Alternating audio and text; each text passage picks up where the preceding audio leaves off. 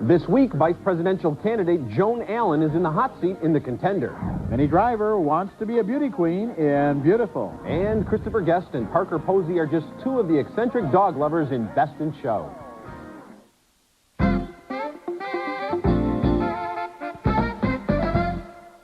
Fight back. Take the fight out of them. And what's the process? Confess. Confess? Yeah, confess. Confess. Confess to all of it. Well, look what it did for Clinton with flowers. Joan Allen's chance to become the vice president of the United States could be destroyed by sleazy allegations about her past in The Contender, one of 4 new movies we'll be reviewing this week, and we'll also have a special report from our internet correspondent, Michaela Pereira. I'm Roger Ebert, film critic of the Chicago Sun-Times. And I'm Richard Roeper, columnist for the Chicago Sun-Times. The Contender is a brave and unabashedly liberal masterpiece with noble heroes and charismatic villains squaring off in a high-stakes chess game in Washington. Joan Allen is the Democratic senator named Lainey Hansen, who has been named to succeed the recently deceased vice president. But to secure that appointment, she's going to have to win the approval of a bipartisan committee chaired by Gary Oldman's crusading Republican Congressman Shelley Runyon. Here, presidential aides Sam Elliott and Saul Rubinek call on Oldman. I'm not confirming a woman just because she's a woman. I mean, Lane Hansen has an extra burden. She has to come on the world stage with perfect credentials. Margaret Thatcher didn't have perfect credentials. The world respected her. The world accepted Margaret Thatcher because they knew she had to answer to Ronald Reagan. The moment Hansen is thrust into the spotlight, she becomes the target of a sleazy witch hunt that uses the internet to spread allegations about her supposedly rapacious sexual past. Well, it seems to me, Mr. Chairman, that all you can claim about me, is that I had sex while Deviant sex. Oh, who deviant? Who says it was deviant? I do. And what I say, the American people will believe. And you know why? Because I'll have a very big microphone in front of me. Jeff Bridges is the handsome, whip-smart baby boomer president who's nearing the end of his second term. He's kind of like Bill Clinton without the bimbo eruptions, and he wants this appointment to be his legacy. But even a rookie congressman from Delaware, played by Christian Slater, says he intends to vote against the president. I envy you. I do. You know why?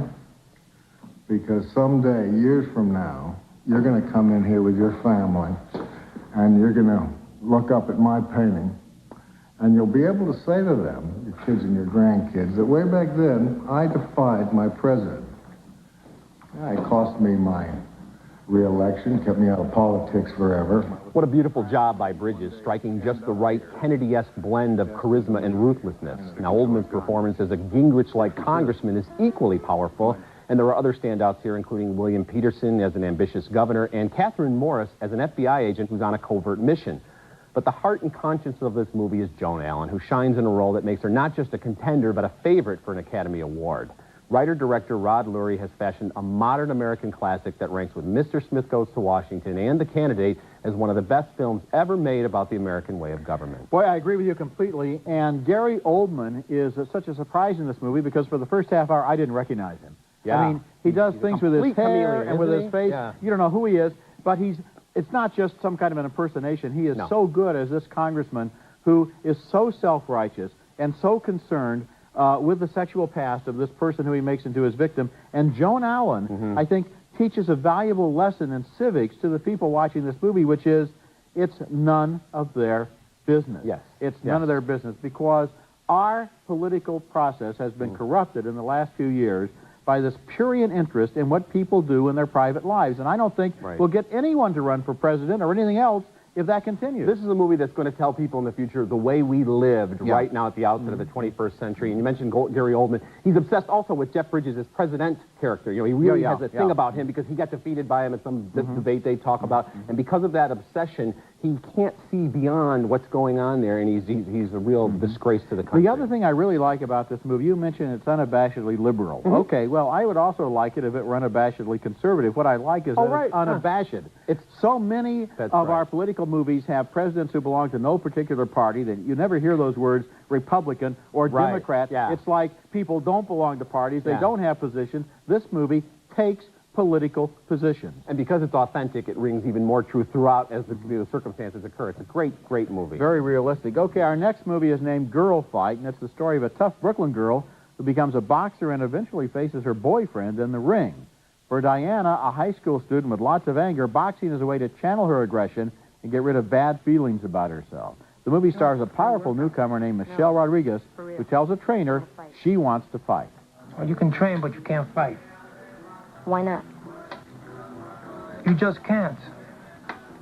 Girls don't have the same power as boys. Wait out aerobics.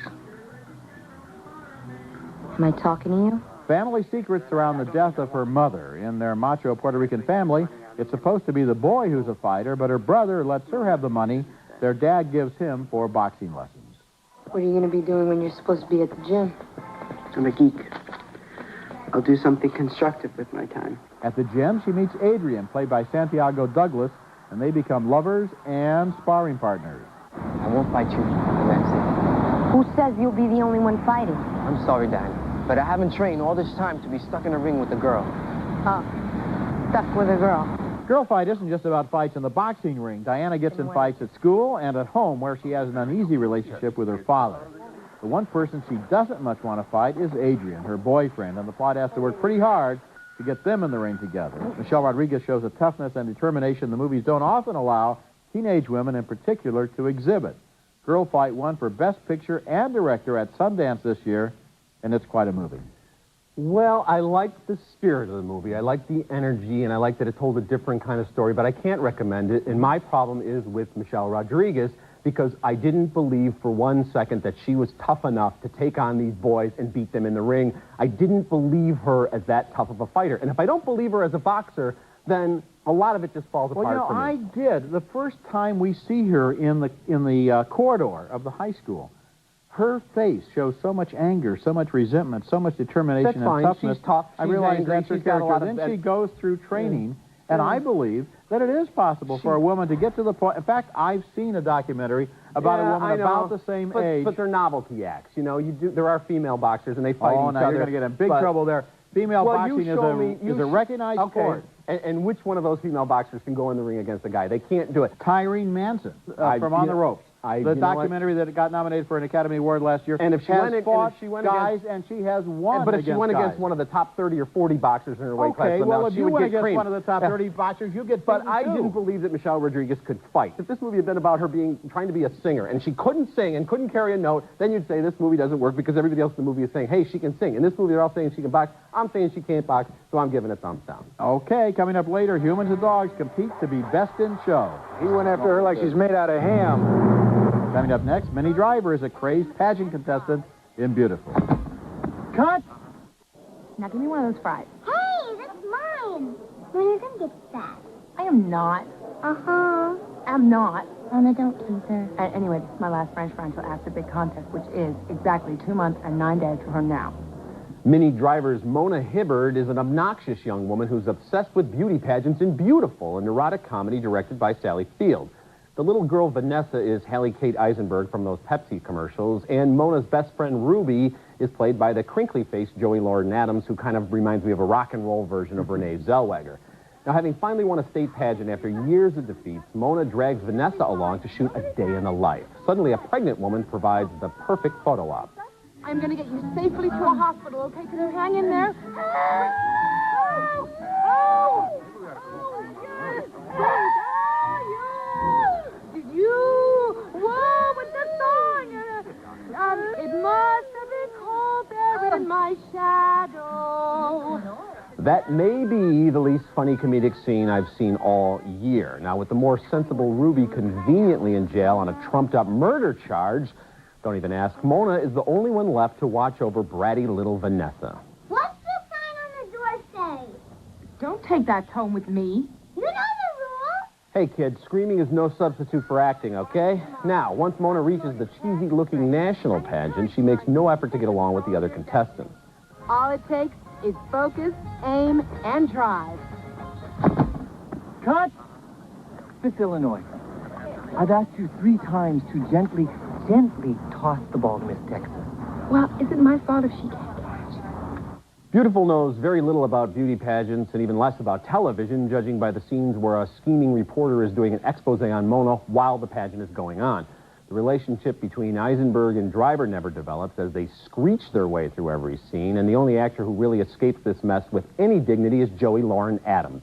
If you're looking for a much better take on this subject, rent Michael Ritchie's 1975 gem Smile, or even last year's Drop Dead Gorgeous. Beautiful was just drop dead awful. Boy, it was. It goes on my list of the worst movies of the year. And you talk about that reporter who's doing the expose of the beauty pageant. They couldn't even put her on the same set.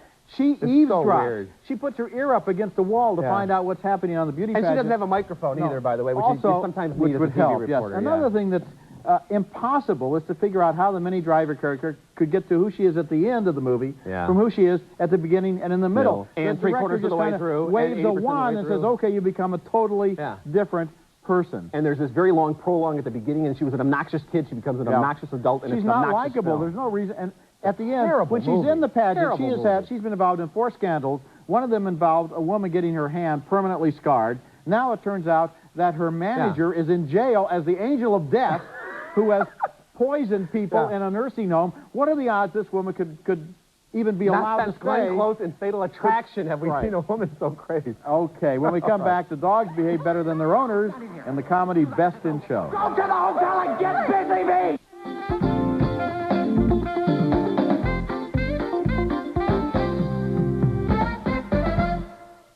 The Bloodhound, of all the breeds, is just such a noble, loyal, perfect dog. I mean, you can't find a better dog on the whole planet Earth.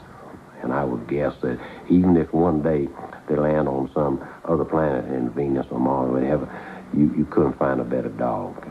Christopher Guest is the proud dog owner describing his beloved Bloodhound in Best in Show, a hilarious mockumentary about a pedigree dog show. Guest directed and co-wrote the movie, which mercilessly satirizes the life and death atmosphere backstage at a big dog show where a lot of the dogs look weird and a lot of the owners look weirder. We both have so much in common.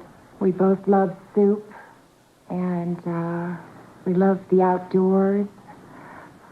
We love snow peas. In a film filled with funny performances, the funniest is by Fred Willard as a clueless and vulgar color commentator. Jim Pittick plays the straight man, the announcer who takes the show very seriously. Are they ever allowed to do anything like that, dress up a dog in a funny way? No, that's not quite what the purpose of these shows. But it would, I think it'd really get the crowd going. You know what I mean? The Sherlock Holmes hat with the pipe. I don't know if you could make it look like smoke's coming out of the pipe. Christopher Guest helped to write the great fake documentary This Is Spinal Tap. He acted in it. He co-wrote, directed, and starred in Waiting for Guffman, the funny movie about a small-town historical pageant. And he's still at the top of his form with Best in Show, which introduces us to several couples who often oddly reflect the behavior, neuroses, and sexuality of their dogs. Parker Posey and Michael Hitchcock are yuppies whose lives center on Starbucks. Jane Lynch and Jennifer Coolidge find a mutual interest in obedience training, and after Catherine O'Hara breaks her leg, her husband Eugene Levy has to lead their dog even though he has 2 left feet. Literally, 2 left feet. He does, which is hilarious. So much of this was hilarious. And this is sort of like a doggy duet, because we see these all these little couples, and they're all going to come together. But Christopher Guest, he doesn't just ask us to be smart. He assumes and knows that we're smart, and we're going to get the jokes. He doesn't hit us over the head with them, but there are so many laughs in this movie, and everybody's really good, but Fred Willard is the king of this film. I have seen so many sports broadcasts where you have the color guy trying to come up with some kind of sidebar information and not knowing, obviously knows nothing about dogs and apparently nothing about life. And at one point, he's got Columbus landing at Plymouth Rock in some kind of a weird riff about how dogs came to America. Well, you know the history. I don't know that stuff. He is fabulous in this movie. He ought to get a supporting actor nomination. Yeah, I agree with that. He really should. Okay, when we come back, you can watch full-length features for free and legally on the internet. They may not all be great movies, but the price is right. Michaela Pereia will have a special report. We've talked before about short films on the internet. This week we look at feature-length films on the web. Here with the story is our internet correspondent, Michaela Pereia. Hi, Richard. Hello, Roger. Nice to be back with you. Welcome to cinemanow.com. It's a site run by a group of filmmakers and a .com exec who say they launched the site because they love to watch and make films. Cinema Now positions itself as a resource and showplace for budding screenwriters, directors, and actors. It also boasts some 200 short and feature-length films for netizens to watch for free, at least for now. The company is a year old now and is sort of a work in progress. It has the rights to over 700 films, but only 200 are available on the site now due to some overwhelming amounts of legal paperwork that's entailed. Since the company is a subsidiary of Trimark Pictures, Cinema Now is mostly host to their library, but not all of their films. For example, Kathy Lemon's critically acclaimed Eve's Bayou isn't online, yet Greg Araki's cult hit The Doom Generation is. So what exactly does it look like? Me and him used to sit in my room getting stoned, listening to the Smiths. Like he was over the night before he killed himself. Right in the middle of Unlovable, he just started crying like crazy. Well, the site offers speeds from 56K all the way up to 700K, but that old issue of insufficient bandwidth sometimes prevents smooth, easy viewing. Remember the time we lost my mom's car? After the Thrill Kill Cult concert? We were so trashed, we couldn't remember where we left the car. Spokespeople at Cinema Now admit that while their list really isn't the cream of the crop, this is just the beginning. They liken their startup to TNT Cable in the early days, picking up content no longer running on broadcast superstations. Still, in addition to some of the Trimark titles I just mentioned, they also feature Hong Kong action movies from Tai Sang, cult favorites from Salvation Films, and they've just bought the rights to vintage titles from Allied artists. And since Trimark itself is being acquired by Lionsgate Films, you'll soon see their titles added to the list of films as well. Now, as far as the site itself goes, well, I have to say it leaves a bit to be desired. At first glimpse, like many other sites out there, it's really hard to tell exactly what it's all about. In fact, if you take out the question mark on the main page, you might think that the site offered pornographic movies. Now, in terms of navigability, at first I found it extremely frustrating trying to find out exactly what films are available at Cinema Now. For first-time users, this could be annoying. Another hurdle for some viewers may be that unlike many websites offering video content, you're limited to using Windows Media Player. Cinema Now says that it selected this format because it's the most widely available player and offers the best quality for their product. Having said that, they do go on to say that they may offer other formats in the future. So kudos to Cinema Now for doing what they're doing, starting small and hoping to expand. But in these days of .com carnage, may the force be with them. As for the future of this type of website, well, if this really is just the beginning, can we expect new feature-length titles on the web for free? Well, probably not. In fact, Roger and Richard, when we spoke to CEO Curtis Marvis, he says that they do realize that they're going to need to generate revenue. Right now, all they've got are banner ads and merchandise. But in the future, they may actually stream ads at the beginning of the films or embed ads themselves into the films. They may even try pay-per-view. Oh, that's what I want to see is an ad while I'm watching the movie. But I do realize that sooner or later, they're probably going to have to charge for some of these movies, right? They're going to have to. They're going to have to. And in fact, they say that that's one of the reasons why they're starting small. They want to see how they can go. They hope that as their audience increase, the quality of their films will increase, and people will then be able to and be willing to pay for some of the films they're seeing. And the quality of the picture itself has to improve, though, because it's sort of like cinema later when you're trying to download this thing, as you mentioned. I mean, I think that's a major concern, sitting for an hour and a half in front of your computer screen watching a full-length movie. Yeah, now, what I found out, by the way, there is Windows Media Player for Macintosh, so that doesn't mean you have to have Windows. But I found if you sit further back, you know, the problem is we sit right in front of our computer screens, and then it looks fuzzy. But if you sit across the room and turn off the light, it doesn't look half bad. And I was encouraged to find out that the Allied Artists package they're buying includes some good movies like The Third Man, one of the best movies ever made. They've definitely got some great titles that are to be expected. But as Richard, you pointed out, it is really a question of bandwidth. At this point, I can't be bothered to sit in front and watch an hour-and-a-half movie on a small screen. If I had it tubed into my television, might not be a bad option. So, Michaela, this is kind of like the opening salvo of the new internet, right? Because within a year or two, we are going to be getting movies like this, downloading them, paying for them, pay-per-view, and so forth. Or not? From where I stand, I think so. From where I stand, I really think so. A lot of people are already looking at short films online. Who's to say that they're not going to start watching feature-length films? I really believe that this is still an issue of bandwidth. If people can't get these films to stream, why are they going to bother? It's much easier just to go to your Cineplex. Or take Roger's advice and just go in the hallway and watch your computer from 20 feet away. 20 feet away with big old glasses on your face. It. Michaela, thanks so much for that report. Thank you. Thanks, Michaela. And we'll be right back.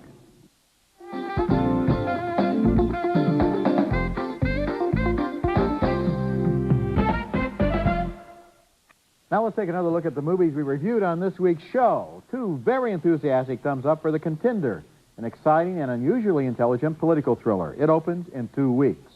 A split decision on Girlfight.